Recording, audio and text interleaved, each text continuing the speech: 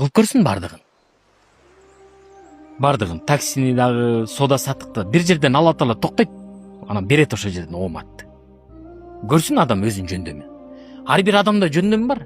Мисалы, ит бар го, ит. Бир көчөдөн кетип баратасың да, мечиттен үйгө кетип баратсаң, бир ит чыгат да капталдан. Сен ал иттен коркосуң иштеп албасын деп. Анан ит куалаганда анан сен чуркайсың да. Сен баратып жанагы чоң забордон секирип кетесиң. Бирок сен анан өмүрү ит жок болсо өмүрү секире албайсың. Демек ит ойготот да бир сезимди. Иштеги бир инстинкти чуркаган эмен секирип кетти да забордон. Ал монда жерге түшкөндөн мынтип карайт да, мен моюнда кантип секирдим дейт да. Акыл айтат, сен секире албайсың дейт. Бирок ичиндеги бир сезим бар да, уктап жатат ар бирөөбүздө. Кылып көрсүн, эмнеге кылбасын. Ойготуш керек ошо сезимди, ит ойготкондой эле. Эгер ишти колдон келбей калсачы? Келет колдон. Келбей калсачы? Келет колдон.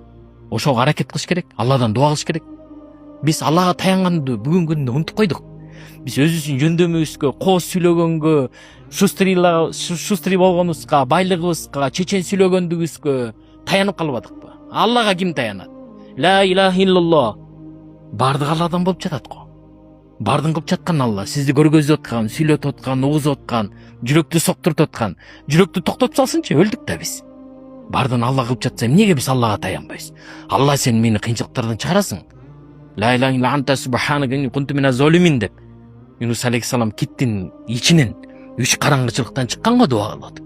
Неге биз дуа кылбай атабыз? Пайгамбар салам айткан, дуа кылбаган эң сараң адам дуа кылбаган деп. Дуа кылалы башкаларга. Бай бир берешен бир байдын аркасынан дуа кылалы, да берешендилигин көбөйт деп. Алла Таала сага берет ошо.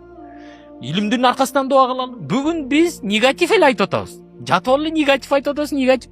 Имам Газали айткан, бул жүрөктө көп оорулар бар деген. Ич тарлык, көрө албастык, ушактоо, көп нерселерди айткан. Адам биртке китеп окуп, аракет кылып, дуа кылып, намазга бекем болуп, мейли намаз окуп дагы Алла Таалам сынайт. Намаз окусаң, тим эле жашооң идеальный болуп кетпесе эмне болот?